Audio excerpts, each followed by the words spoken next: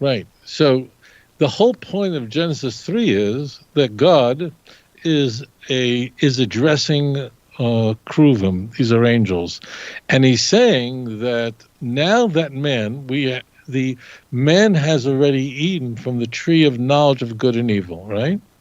Now, if you go back to Genesis chapter 2, we recall that actually there are two striking trees that are identified. One is the tree of knowledge of good and evil, but there's a second tree there, and that's the tree of life. Now, notice in Genesis chapter 2, there's a very big deal made about not eating from the tree of knowledge of good and evil, but we're told that in the middle of the garden there's a tree of life, but there's nobody's told anything. You can eat of it all you want. Doesn't say you're not allowed to eat of it. Now, why not? And we'll get why not now. Is because before the sin in the Garden of Eden, so man would have lived forever, that he would have been immortal. And I mean that literally. That means he would not be a creature that would die. He wouldn't die. So they were eating from the tree of life before the sin would do nothing, because you're already living forever. You're already not dying. Death has not entered the world. You follow? That means people don't die yet.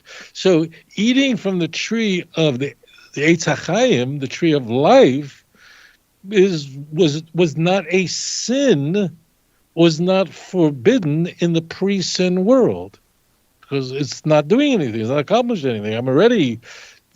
What happens now? Now man becomes mortal, which means that he's going to die. It doesn't mean the day you leave from it will surely die. It means the day you leave from it, you become mortal. You then could die. Okay? It means now there's a death. Hashem is going to dramatically reduce man's lifespan in Genesis chapter 6. But let's not go off key. The key is what Hashem is saying now. We have to make sure that man does not eat from the tree of life. Look at Genesis 3, because if he does that, he'll become like one of us. One of us. Same as Genesis 1:26, us. God is addressing angels. Same as Genesis chapter 11, verse 7, us. Let us go down and confound their language. But let us make man in our image and after our likeness. And the question is, now, who is he talking to? I mean, let us make man in our image. What does that mean? Okay. Who is he talking about? Now, there's a problem. There's a problem. It's not a big problem, but certainly someone approaching this passage will have, the problem is the information isn't there, or it appears not to be there. Like, it just doesn't say. So the question is, who is he speaking about? I don't want to misrepresent Christians here. I don't know if it's the majority of Christian, and when I say Christian, I mean Trinitarian Christians, okay? I don't mean Christadelphians. I'm talking about the Trinitarians, but many leading Christian scholars, for instance, if you open up the NIV Study Bible, you will see that's the NIV. This is not written by Lubavitchers, okay? If you go to Genesis 1:26, this Christian commentary will tell you that that let us make man, that speaks of God announcing his work to all the heavenly hosts. He's speaking to the angels. In the World Bible Commentary, it says explicitly, this is done by Christian Trinitarians, that the commentator Wenham, he says that Christians have long seen this as a